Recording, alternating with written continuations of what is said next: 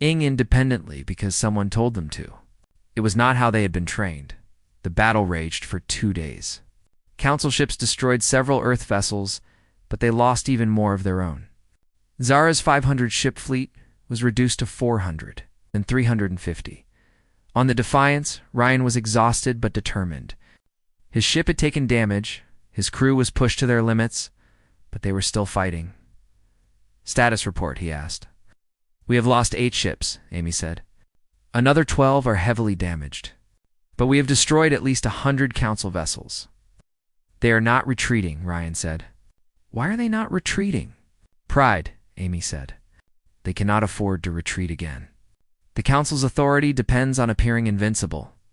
"Then we keep fighting until one side breaks," Ryan said. General Watson watched the battle from Earth's command center. The losses were heavy on both sides, but Earth was running out of ships faster than the Council was. "Simple mathematics said Earth would lose. We need to end this battle," she said. But how? Sophie had been working on something new. A weapon she had not tested, had not even finished building. But desperate times required desperate measures. "I have an idea," she transmitted to the fleet. "But it is completely insane." Sophie's weapon was simple in concept, but terrifying in execution. She had modified several large asteroids with thrusters and guidance systems, essentially turning them into massive kinetic missiles. Each asteroid weighed millions of tons. If they hit at full speed, nothing could stop them. "You want to drop asteroids on the Council fleet?" Ryan said when he received the plan. "Not drop," Sophie corrected. "Accelerate to maximum velocity and aim them precisely. The Council's shields can handle energy weapons. They cannot handle that much mass moving that fast." "What if you miss?" "Then we wasted a lot of effort moving rocks," Sophie said. "But if we hit, we can end this battle." Ryan made the decision. "Do it." The asteroids launched from positions throughout the solar system. The Council's sensors detected them immediately, but the tactical officers dismissed them as minor threats. Asteroids were natural objects, easy to avoid or destroy. Then the asteroids began accelerating. Thrusters fired, pushing multi-million-ton rocks to speeds that should have been impossible.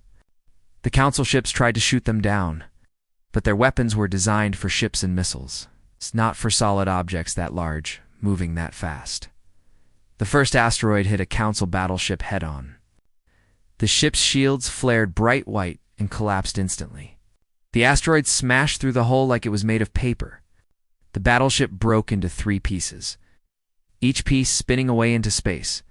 The second asteroid struck a carrier, the largest ship in Zara's fleet.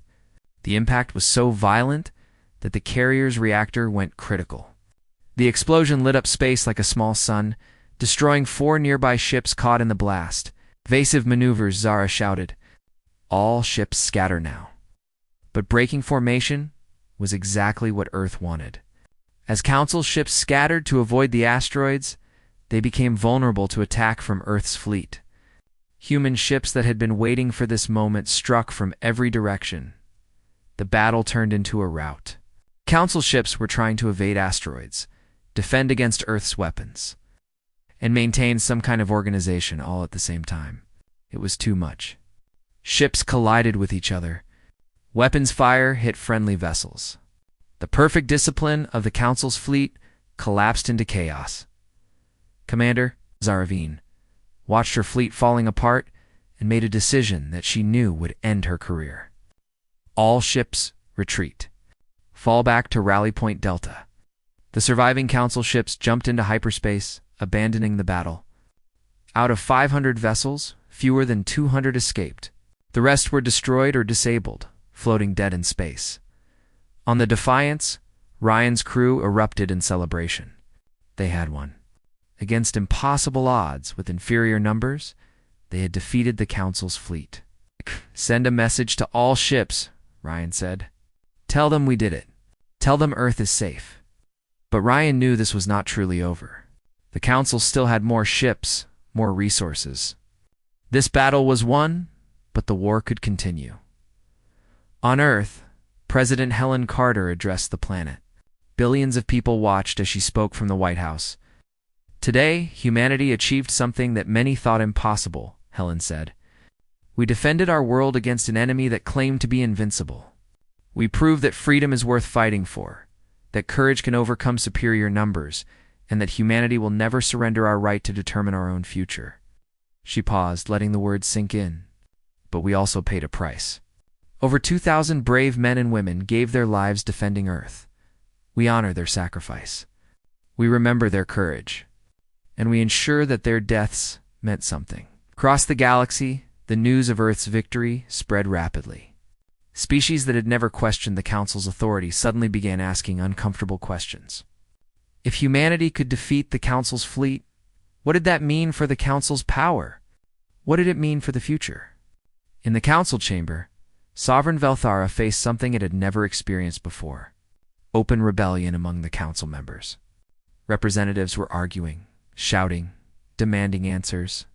How had this happened? How had a primitive species defeated the Council's military? Order, Velthara demanded. We must have order. Yes. But order was hard to maintain when the foundation of that order had been shaken. The Council's authority had always rested on the assumption that they were superior, that their military was unbeatable. That assumption was now in ruins. A representative from the Talish Federation stood. "Perhaps it is time we reconsider our approach to humanity. They have proven they will not submit. Continuing this war will only cost more lives." "Are you suggesting we negotiate?" Velthara asked. "I am suggesting that we adapt to a new reality," the representative replied. "Humanity is here to stay. We can either accept them as equals or continue fighting a war we may not win." The debate raged for hours. Some representatives wanted to send an even larger fleet to crush humanity once and for all. Others argued for peace, for finding some way to coexist. The Council was divided in a way it had not been in thousands of years, Commander. Zaravine returned to Council space in disgrace. She had lost more than half her fleet. Her career was over.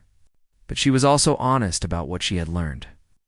"Humanity fights differently than any species we have encountered," she reported to the Council.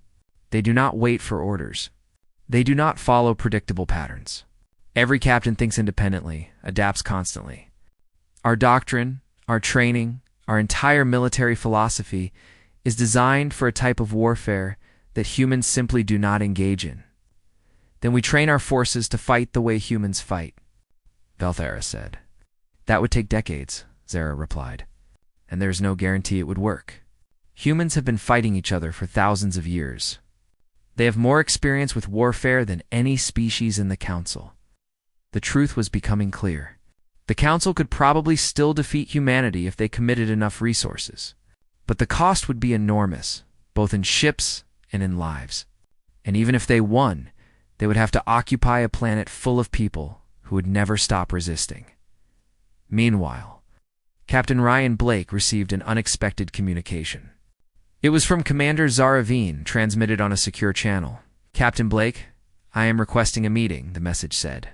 "No weapons, no hostilities. Just a conversation between two military officers who are tired of watching people die." Ryan was suspicious, but he was also curious. He agreed to meet at a neutral location, small trading station on the border of Council space. They met in a private room, just the two of them. Zara was a tall, elegant being with silver skin and eyes that seemed to see everything. She looked at Ryan with something that might have been respect. "You fought well," Zara said. "Better than I expected." "Better than anyone expected?" "Thank you," Ryan said carefully. "Though I suspect you did not ask me here for compliments." "No," Zara agreed. "I want to know what humanity wants. Your leaders keep saying you just want to be left alone, but is that really true?" Ryan thought about the question. "We want what every species wants.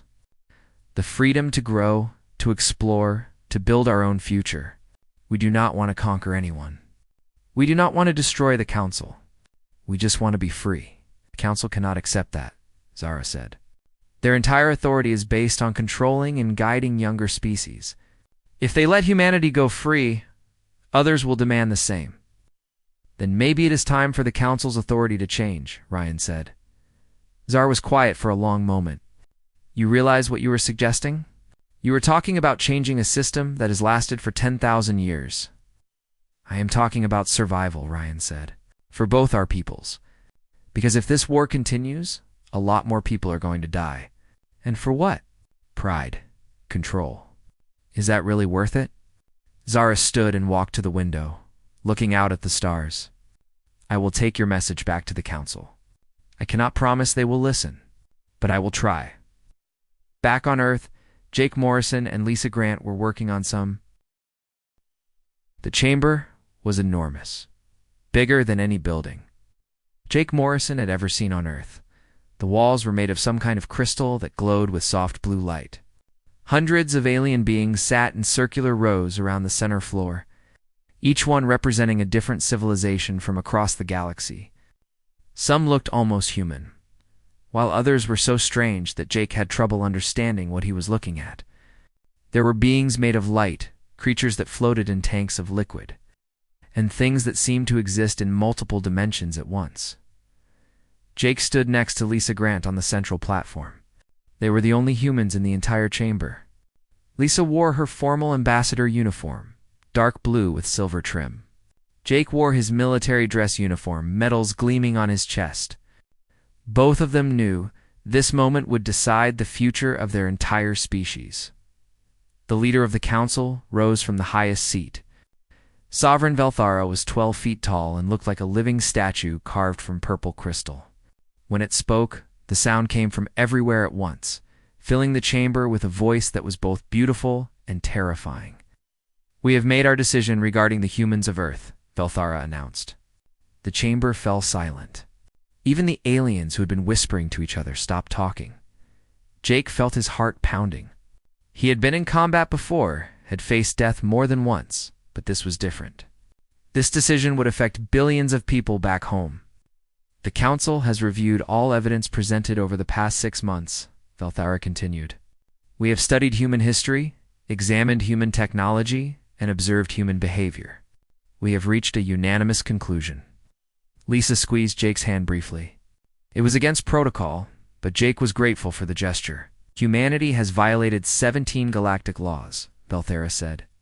The crystal being's form glowed brighter. You have expanded into restricted space without permission. You have refused to share military technology with the Council. You have declined to accept guidance from older, wiser civilizations. Most concerning, you have demonstrated aggressive tendencies that threaten the peace we have maintained for 10,000 years. Jake wanted to argue, to defend humanity, but he knew he had to wait. The Council followed strict rules about who could speak and when. Therefore, the Council issues the following requirements, Velthara said. Earth must disarm completely within 90 days. All military vessels must be surrendered to Council forces for decommissioning. Earth must accept Council overseers in every major city to ensure compliance with galactic law. Humanity must agree to never expand beyond the 3 star systems you currently occupy. Finally, Earth must pay reparations for the violations already committed. The chamber filled with approving sounds from the alien representatives. Some clicked their approval, others hummed, and a few made sounds Jake had no words to describe. You have 72 hours to return to Earth and bring back your government's acceptance of these terms, Velthara said. Refusal will result in immediate enforcement action. The Council's fleet will ensure compliance by whatever means necessary. Now it was Lisa's turn to speak. She stepped forward, and her voice was steady, despite the impossible situation. May the first ask a question, Sovereign? She said. You may, Velthara replied. What happens if Earth refuses these terms? The chamber went completely silent. Jake realized that no one had ever asked that question before. No species had ever refused the Council's judgment. Velthara's crystalline form turned bright red for a moment. Then the enforcement fleet will take action. 200 warships will travel to your system. They will disable your orbital defenses, destroy your military vessels, and occupy your planet until compliance is achieved. We estimate this action would take less than 1 hour. Jake felt cold. 200 warships against Earth's 27. It was not even close to a fair fight. You understand? Lisa said. We will return to Earth and deliver your message. As they walked out of the chamber, Jake noticed something. Every alien in the room was watching them with the same expression. It was not quite pity, but something close. They all seemed to think the decision was already made. Humanity would surrender because there was no other choice. The trip back to Earth took 3 days. Jake and Lisa spent most of that time in silence, reviewing the Council's demands, trying to find some way out. There was none. The math was simple and brutal. Earth could not win a military fight against the Council. When they arrived at Earth, President Helen Carter was waiting for them at the orbital station. She was a woman in her 60s with gray hair and sharp eyes that missed nothing. She had been a general before becoming president, and she understood military reality better than most. "Tell me everything," Helen said. They sat in a secure conference room while Jake and Lisa explained the Council's demands. Helen listened without interrupting. When they finished, she was quiet for a long moment. "They want us to give up everything that makes us human," she finally said. "Our freedom, our independence, our future." "Yes, ma'am," Jake said. "And if we refuse, they will attack with overwhelming force," Lisa said. "We cannot win that fight, Madam President." Helen stood and walked to the window. Earth hung below them, blue and beautiful. Home to 8 billion people who had no idea their world was about to change forever. "Call an emergency meeting," Helen said. "I want every military leader, every department head, every advisor. We have 72 hours to make the most important decision in human history." The meeting took place in a bunker deep beneath Washington. Admiral Frank Hayes represented the Navy. General Claire Watson commanded the Planetary Defense Forces. Paul Jenkins, the Defense Secretary, brought intelligence reports. 24 other leaders filled the room. Helen played the recording of the Council's demands. When it finished, the room exploded with angry voices. Everyone was talking at once, arguing, shouting suggestions. "Quiet," Helen said. Her voice was not loud, but everyone stopped talking immediately. "We need to focus on facts," Helen said. "Can we win a military fight against the Council?" General Watson shook her head. "No, ma'am. We are outnumbered almost 10 to 1. They have ships we have never seen before, weapons we do not understand, and technology centuries ahead of ours." "What about negotiation?" Helen asked. "The Council does not negotiate," Lisa said. "They issue judgments. They expect obedience, so our choices are surrender or die," Paul Jenkins said. "No," Jake said. Everyone turned to look at him. "There's a third option." "What option?" Helen asked. "We say no," Jake said. "We refuse their demands." "We fight, Jake. We just agreed we cannot win," Admiral Hayes said. "We cannot win a traditional fight," Jake said. "But who says we have to fight the way they expect? The Council has been in charge for 10,000 years. Every species they know joined peacefully. They have never fought a species that reached the stars on their own. They have never faced an enemy that refuses to surrender." The room was quiet again. Everyone was thinking about Jake's words. "You're talking about a war we cannot win," General Watson said. "I am talking about a war they do not know how to fight," Jake replied. Helen looked around the room at all the faces. These were the best minds humanity had, the people who would have to turn theory into reality if they chose to fight. "Take a vote," Helen said. "Everyone in this room gets one vote. Do we accept the Council's terms, or do we refuse?" The vote took 5 minutes. When it was done, the result was unanimous. Every single person voted to refuse. Helen nodded slowly. "Then we fight. God help us all." General Claire Watson stood in front of a massive holographic display showing Earth and the surrounding star systems. Red icons marked the locations where the Council's fleet would likely approach. Blue icons showed Earth's defensive positions. There were far too many red icons and not nearly enough blue ones. "We have 5 days before they arrive," Claire said to the officers gathered in the command center. 5 days to prepare for the biggest fight in human history? Captain Ryan Blake was there, commanding officer of the ESS Defiance, Earth's most advanced warship. He was a tall man with dark hair going gray at the temples. He had been in the Navy for 20 years and had never lost a ship in combat. "What are our orders, General?" Ryan asked. "We cannot defend everything," Claire said. "So we defend nothing. We make them come to us, we make them fight on our terms, and we make them pay for every inch they take." She pointed at the display. "The Council expects us to meet them in open space, fleet against fleet. That is how galactic warfare works. They line up, we line up, and whoever has better shields and more ships wins."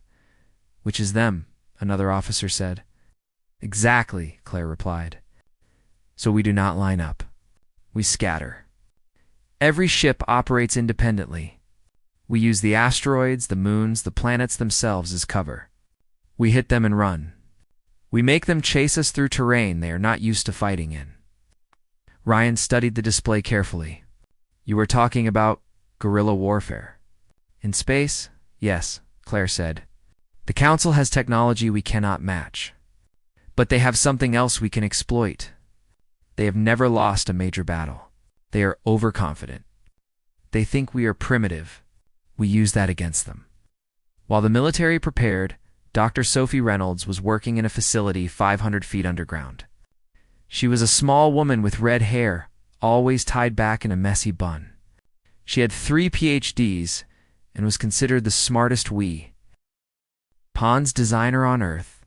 Her laboratory was filled with equipment that most people would not understand. Particle accelerators, magnetic coils, power generators that could light up an entire city. In the center of it all was her project, the weapon that might give humanity a chance. "How is it coming?" asked General Watson, who had come down to check on progress. "See for yourself," Sophie said. She pressed a button, and a section of the floor opened up. A massive railgun rose into view, 50 feet long and covered in cooling systems. "This is the Mark 7, Sophie said. "It fires a solid projectile at 15% of light speed. The Council's energy shields are designed to deflect lasers and plasma. They have never seen a kinetic weapon with this much power." "Will it work?" Claire asked. "In testing, a Mark 7 round went through 6 feet of titanium like it was paper," Sophie said. "A Council ship's hull is strong, but it is not that strong. If we hit them, we will hurt them." "How many can you build in 5 days?" Sophie smiled. It was not a happy smile. "I have been building them for 6 months, General. Every ship in the fleet is getting at least 2. The Defiance is getting 6. Back on the Defiance, Ryan was meeting with his senior officers. Lieutenant Amy Foster was his tactical officer, a young woman who had graduated top of her class at the academy. She had been studying every battle the Council had ever fought, looking for weaknesses. "I found something," Amy said, bringing up a display. "The Council fights the same way every time. They form a battle line, advance slowly, and overwhelm the enemy with superior firepower. It is very effective against opponents who fight the same way." "But we are not going to fight the same way," Ryan said. "Exactly," Amy replied. "They have doctrine, training, rules of engagement. We have desperation and creativity. If we can disrupt their formations, make them break their standard tactics, they will not know what to do." "Oh."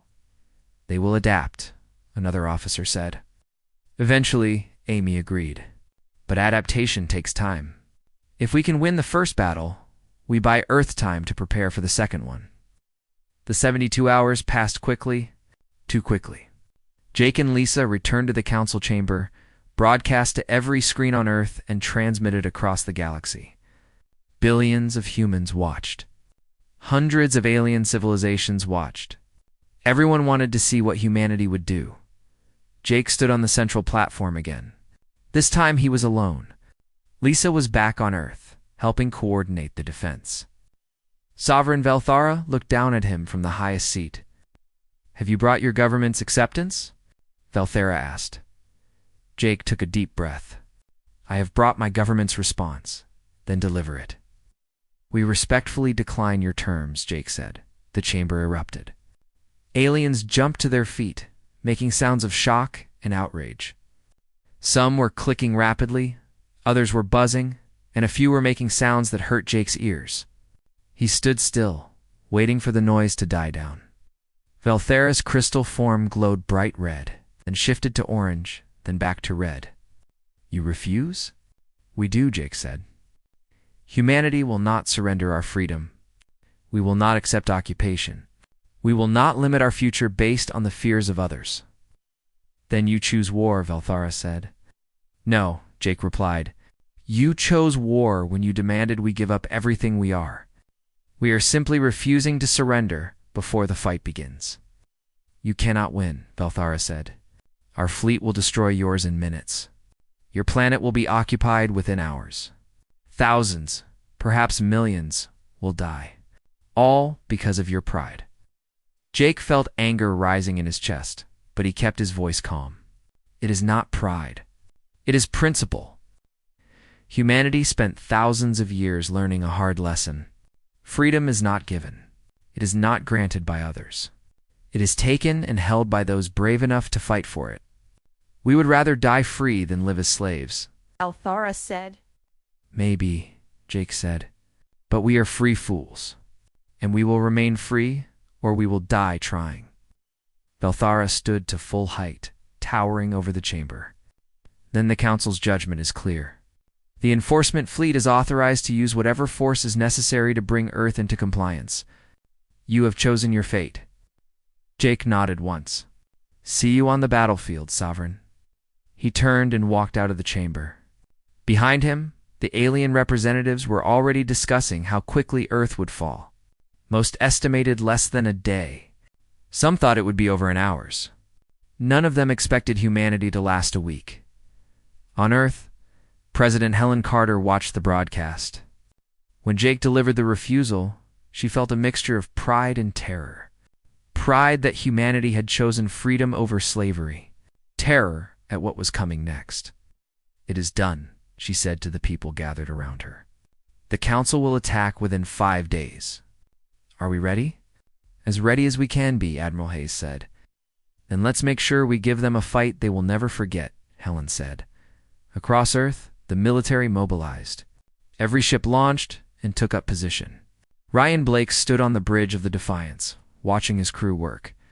They were scared, he could see it in their eyes, but they were also determined. Captain, we have confirmation, Amy reported. The Council's enforcement fleet has left their staging area. They will arrive in 5 days, 4 hours, and we have 5 days to finish preparations, Ryan said. Send a message to all ships. Tell them to get ready. Tell them that in 5 days, we show the galaxy what humans are made of. In her laboratory, Sophie was installing the last railgun on a fighter craft. Her hands were shaking slightly. She had designed weapons before, but never weapons that would be used in a battle that could mean the end of everything. Will they work? Her assistant asked. They will work, Sophie said. The question is whether we can hit enough Council ships before they overwhelm us. What are our chances? Sophie did not answer right away. She had run the numbers 100 times. The math was brutal and unforgiving. Honestly, maybe 5%, probably less. Those are terrible odds. Yes, Sophie said, but 5% is better than 0. And 5% means there is a chance. As long as there is a chance, we fight. The days passed in a blur of activity. Every human on Earth knew what was coming. Some were terrified. Some were angry. But most felt something else entirely. They felt determined. For the first time in human history, the entire species was united behind a single purpose. General Watson watched the preparations from her command center. She had fought in wars before, had seen good people die for important causes. But this was different. This was not a war between nations or ideologies. This was a war for survival, for the right to exist as free beings. General, all ships report ready, an officer said. What about the civilian evacuation? Complete. All major cities have underground shelters. If the Council attacks Earth directly, casualties should be minimized, Claire repeated. She knew that should be and would be were two very different things. On the Defiance, Ryan was doing a final inspection of his ship. Everything was ready. The crew was trained. The weapons were loaded. Now there was nothing left to do but wait. Captain, Amy said, I have been thinking about the first engagement. What about it? If we can destroy enough of their ships in the first battle, it might make them hesitate, Amy said. The Council has never taken significant losses. If we hurt them badly enough, they might pause to reconsider. Or it might make them angry enough to use even more force, Ryan said. Yes, Amy admitted. But at this point, I think making them angry is better than making them confident. Ryan smiled. It was the first time he had smiled in days. You know what, Lieutenant? I think you are right. The Council's enforcement fleet emerged from hyperspace at the edge of Earth's solar system. 200 warships, each one larger than anything humanity had ever built. They moved in perfect formation. A wall of metal and energy shields that stretched across space like a steel curtain. Admiral Kethron commanded the fleet from his flagship, the Infinite Justice. He was a veteran of 40 campaigns and had never been defeated. He looked at the sensor readings showing Earth's pathetic little fleet hiding near Jupiter and felt something close to pity. This would not be a battle. It would be an execution. Broadcast our demand on all frequencies, Kethron ordered. Tell them they have one final chance to surrender. The message went out across the solar system. Every human ship received it. Every person on Earth heard it. The demand was simple and cruel. Surrender now or be destroyed. On the bridge of the Defiance, Ryan Blake listened to the message and then deleted it. He opened a channel to all Earth ships. It's all vessels. This is Blake. Weapons free. Execute attack pattern Delta. Show them what we are made of. Amy pressed a button on her console. Firing solution locked. All ships report ready, Captain? Then let's begin, Ryan said. The Defiance fired first. 6 railgun rounds launched from the ship's main batteries. It's accelerating to 15% of light speed in less than a second.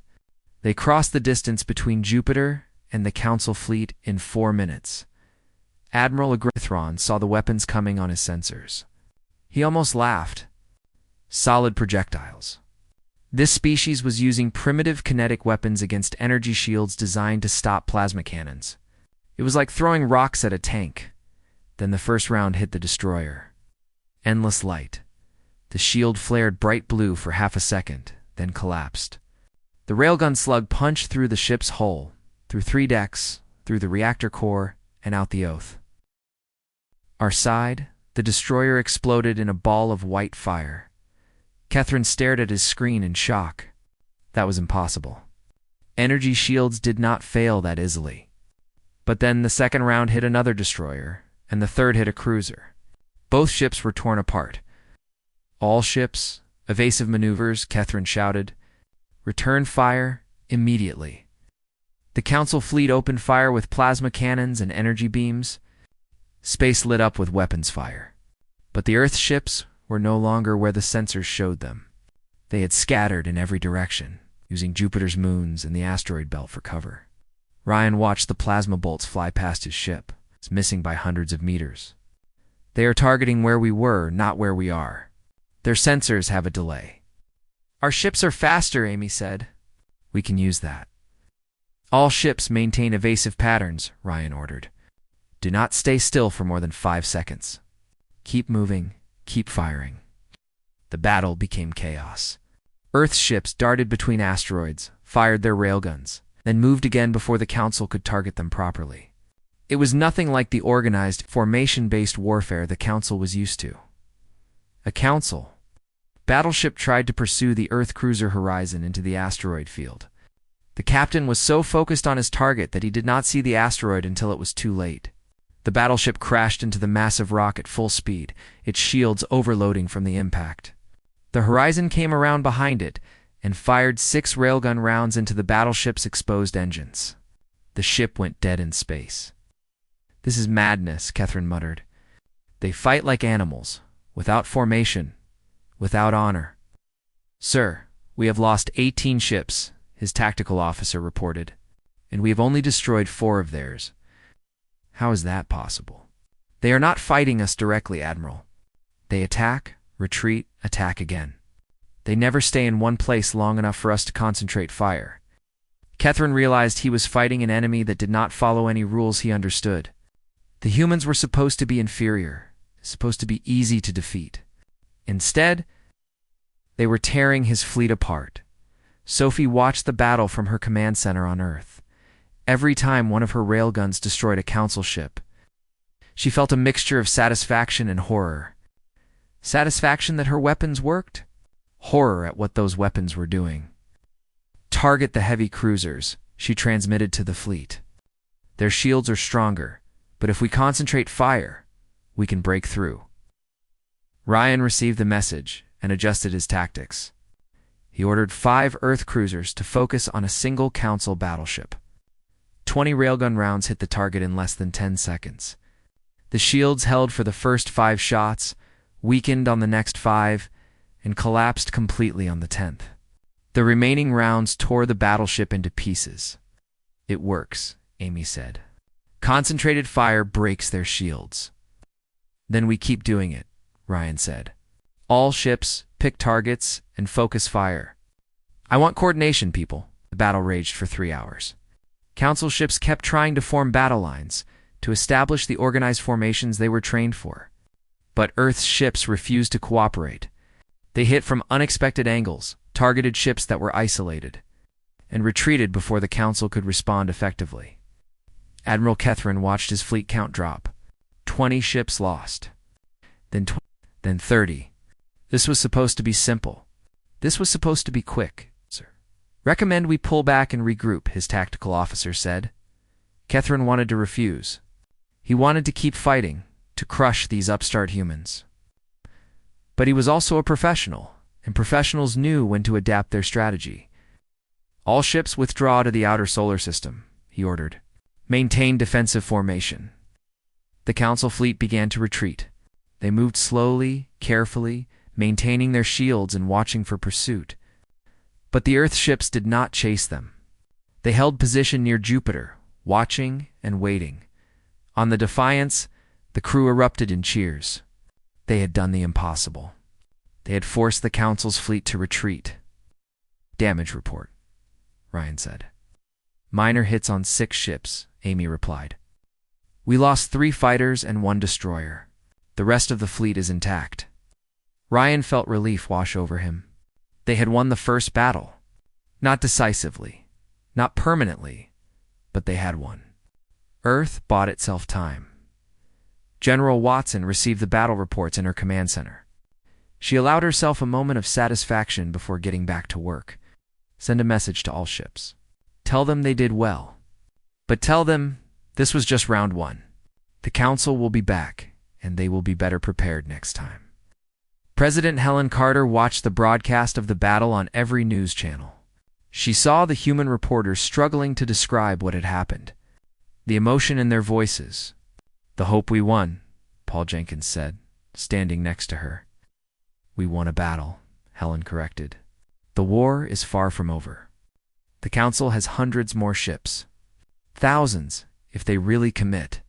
We hurt them today, but we did not break them. But we proved we can fight them." "Yes," Helen said. "We proved that. Now we need to figure out how to keep proving it." Admiral Kethron sat in his command chair reviewing the battle data. He had lost 32 ships. 32. Against a force that was supposed to be primitives with crude weapons. He sent an urgent message back to the Council headquarters. The message was simple, but devastating. Humanity was far more dangerous than anyone had realized. They fought in ways the Council had never seen. They used tactics that were considered dishonorable by galactic standards, but were devastatingly effective. And most concerning, they showed no signs of being afraid or willing to surrender. Kethrin ended the message with a recommendation. "Send more ships. Many more ships. And send officers who were willing to learn from this engagement, who could adapt to human tactics." On Earth, Jake Morrison met with Lisa Grant to discuss what came next. They both knew the Council would not give up after one defeat. "They will come back," Lisa said. "With more ships, better strategy. This victory bought us time, but how much? A week," Jake estimated. Maybe 2. The Council needs to process what happened, reorganize their fleet, develop new tactics. "Can we win a second battle?" Jake did not answer right away. He wanted to say yes, wanted to be confident, but he had to be honest. "I don't know. We surprised them today. Next time, they will be ready for our tactics. We need to evolve faster than they can adapt." "That is asking a lot." "I know," Jake said. "But it is the only way we survive." Ryan Blake gathered his senior officers in the Defiance's briefing room. They needed to analyze the battle, learn from it, prepare for the next one. What did we learn? Ryan asked. Amy brought up a display showing the battle. We learned their shields are vulnerable to kinetic weapons. We learned they are not good at fighting in cluttered space. We learned they rely too much on formation and not enough on individual initiative. What else? They adapt slowly, another officer said. It took them almost an hour to start changing their tactics. By then, we had already destroyed a quarter of their fleet. They will adapt faster next time, Ryan warned. We cannot count on them being unprepared again. Then we need new tactics, Amy said. Something they cannot predict, cannot prepare for? Any ideas? Amy smiled. Several, but they are all crazy. Crazy is what we need, Ryan said. Let's hear them. While the military planned their next moves, Sophie was already working on new weapons. The railguns had worked better than expected, but they needed more.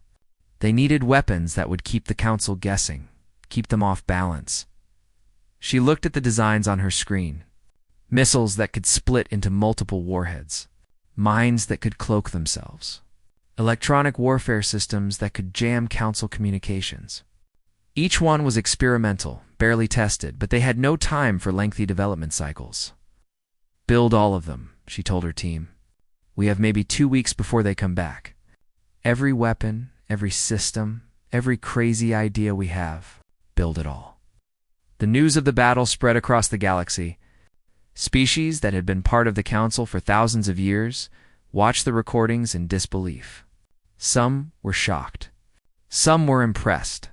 Some were worried about what this meant for the future. On the council's home world, Sovereign Velthara convened an emergency session. The recordings of the battle played on massive screens. Council members watched in silence as human ships destroyed vessel after vessel. This changes everything, one representative said. It changes nothing, Velthara replied. Humanity got lucky. They will not be lucky again. But even as the Sovereign said those words, there was doubt in the chamber. For the first time in 10,000 years, the Council's absolute authority had been challenged. And the challenge had succeeded. The Galactic Unity Council met in emergency session. The chamber that had been filled with confident voices 2 weeks ago was now tense and uncertain, representatives whispered to each other.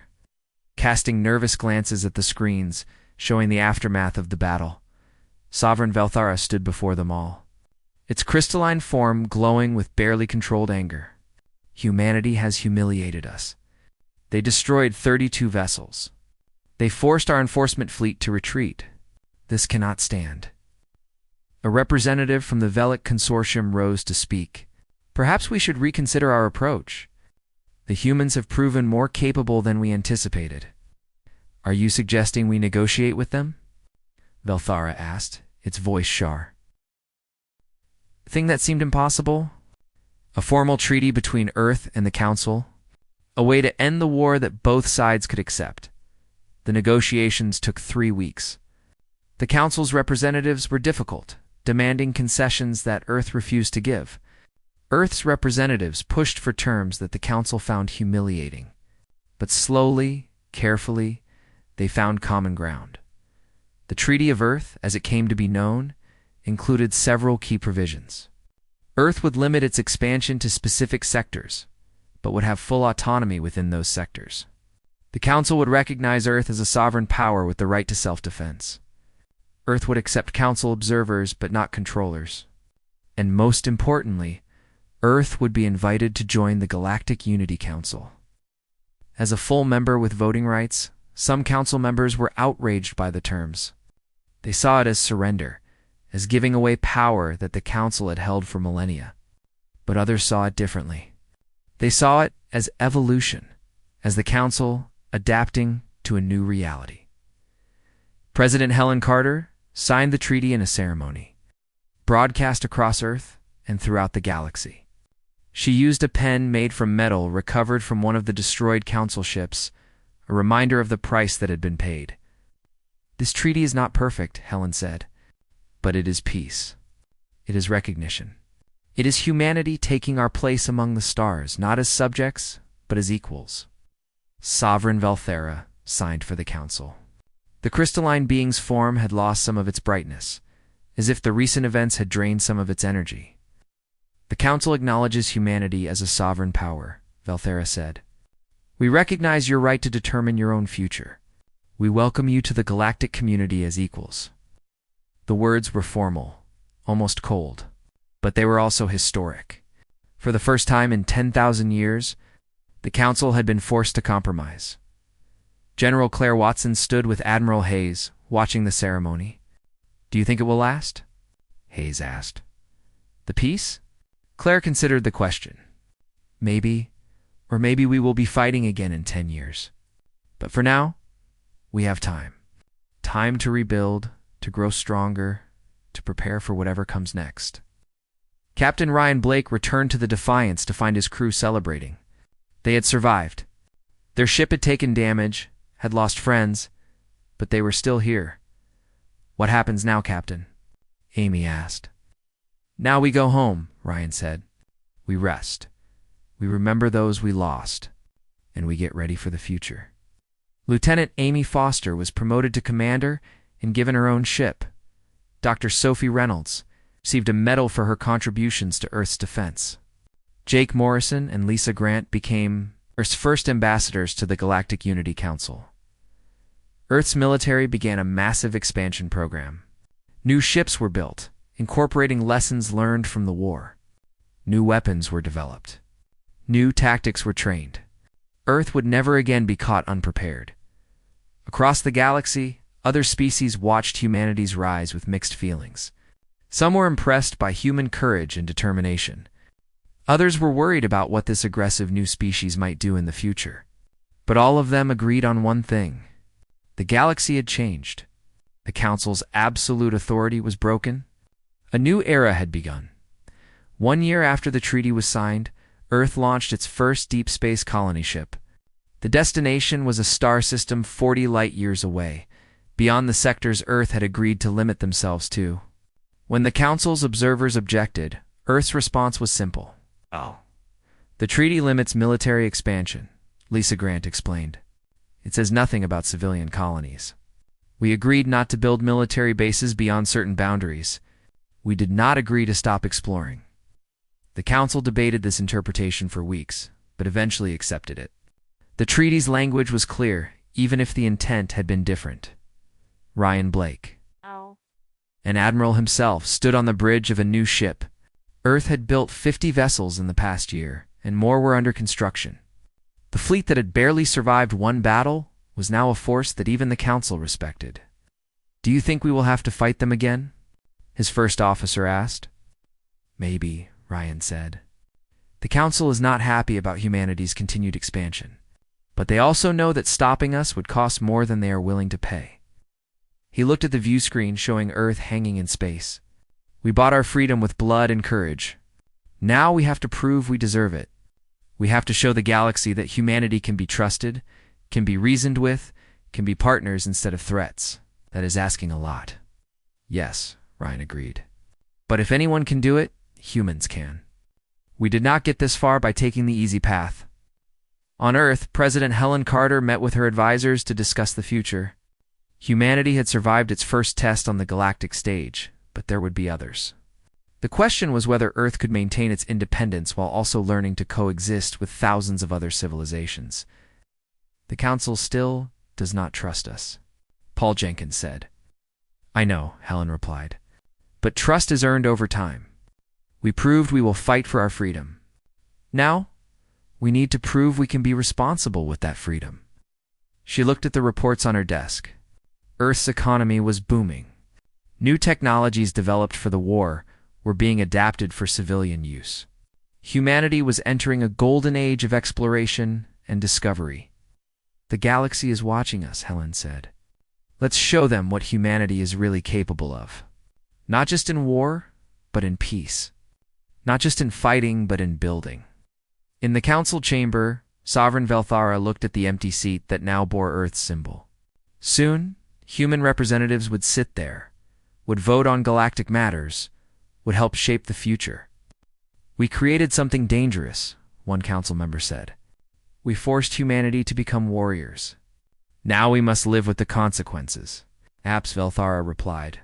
Or perhaps we simply revealed what they always were. Either way, the galaxy has changed.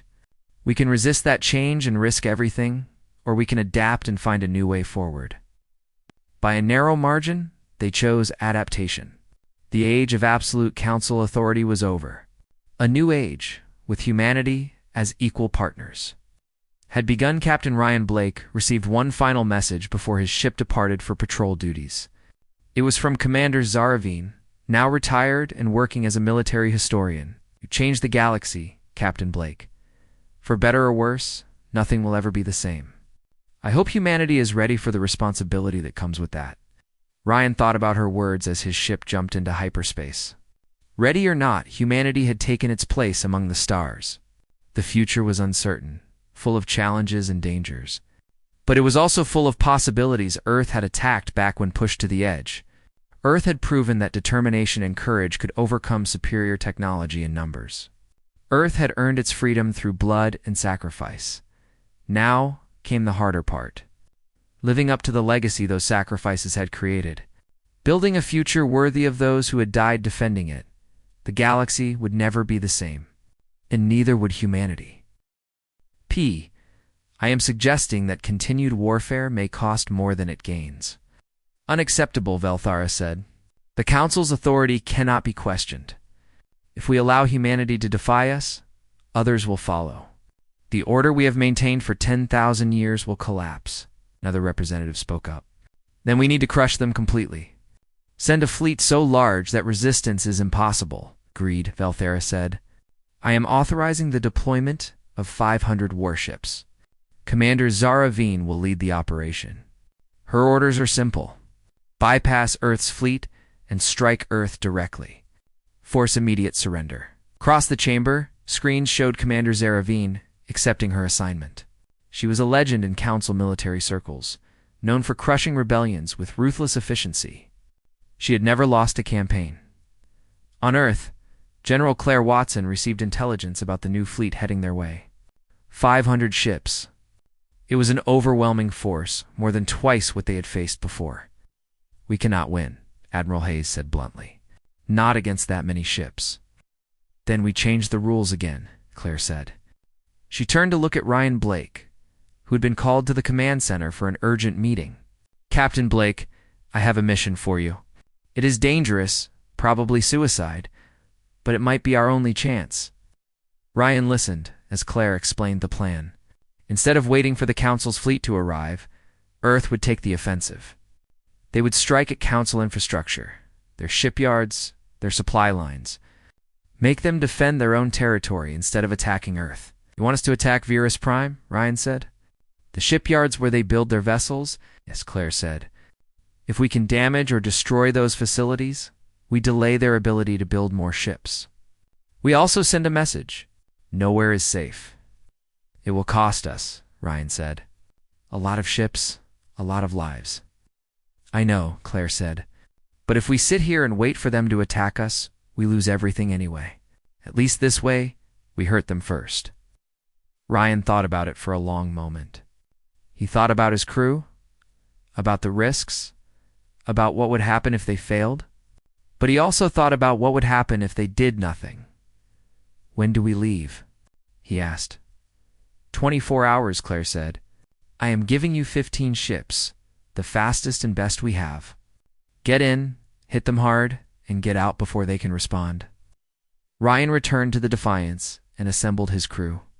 He explained the mission, did not hide the dangers. Some of them looked scared. All of them volunteered anyway. We leave in 24 hours, Ryan said. Use that time to rest, to contact your families, to make peace with whatever you need to make peace with. Because once we jump into hyperspace, there is no turning back. The jump to Varus Prime took 3 days. 15 Earth ships traveled through hyperspace, moving faster than light, racing toward the heart of Council territory. They knew that once they arrived, they would have maybe 30 minutes before Council Defense Forces responded. 30 minutes to do as much damage as possible. They emerged from hyperspace 5,000 miles from Virus Prime. The shipyards hung in orbit around a massive gas giant, a sprawling complex of construction bays, factories, and refineries. Hundreds of workers were building the next generation of Council warships. All ships, weapons free, Ryan ordered. Target the construction bays. Fire everything. The Earth fleet opened fire. Missiles streaked across space, followed by railgun rounds moving at relativistic speeds. The shipyard's shields activated, but they were designed to protect against asteroids and debris, not military weapons. The shields collapsed under the assault. Explosions rippled across the facility. Construction Bay 3 disintegrated in a ball of fire. Bay 7 was torn in half. A nearly completed dreadnought, scheduled to launch the following month, took 3 direct hits and broke apart. The station's defense systems came online, firing back at the Earth ships. Plasma cannons lit up space with green fire. The Earth cruiser Valiant took a direct hit, its shields failing. The ship spun out of control, atmosphere venting from a dozen breaches. Valiant is down, Amy reported. The rest of the fleet is still operational. Continue firing, Ryan ordered. We have 15 more minutes. More missiles launched. More railgun rounds found their targets. The central reactor complex on Virus Prime started to overload.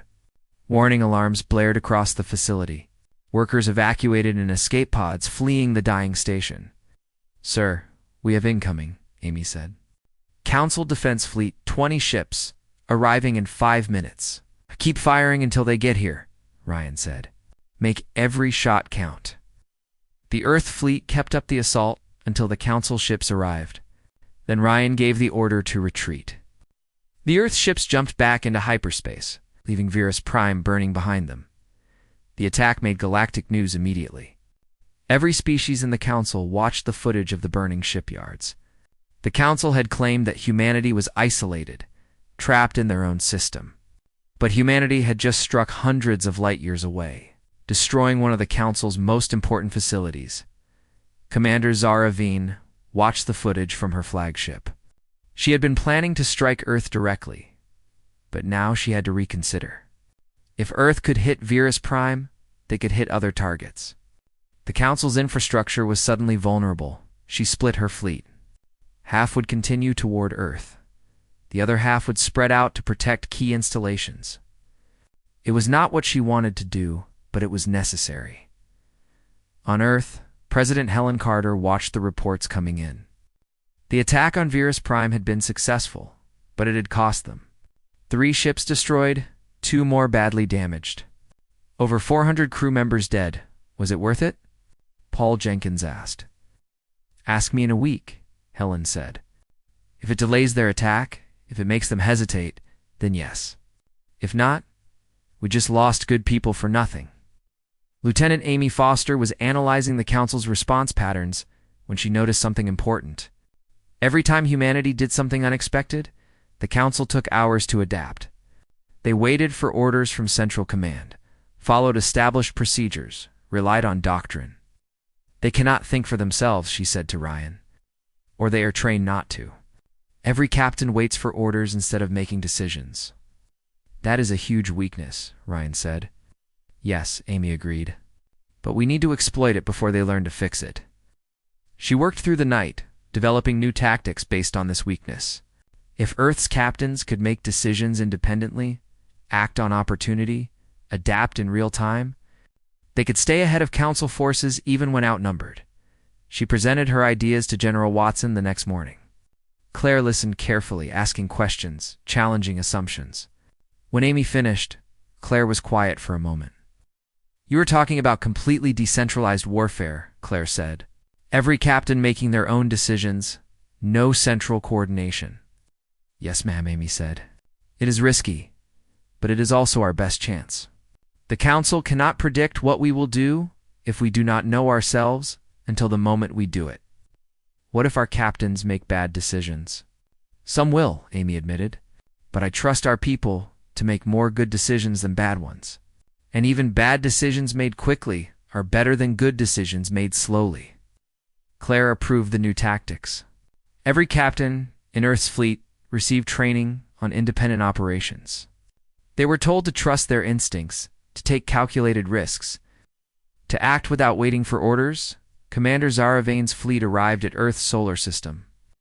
10 days after the first battle, she expected to find Earth's ships waiting in defensive positions. Instead, she found nothing. The solar system appeared empty. "Where are they?" her tactical officer asked.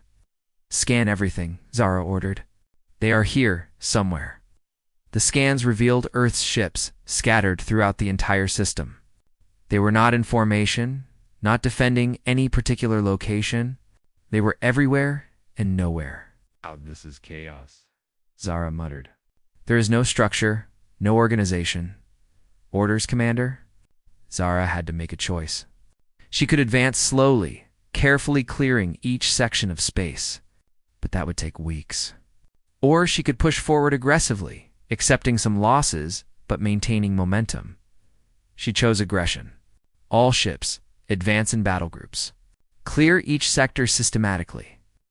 The battle that followed was unlike anything in galactic military history. Earth's ships attacked from unexpected directions, hit council vessels that were isolated or vulnerable, and retreated before reinforcements could arrive. Council ships tried to maintain formation. The formation kept getting disrupted. A council cruiser pursuing an Earth destroyer suddenly found itself ambushed by 3 Earth cruisers hiding behind a moon. The cruiser's shields collapsed under concentrated fire before help could arrive.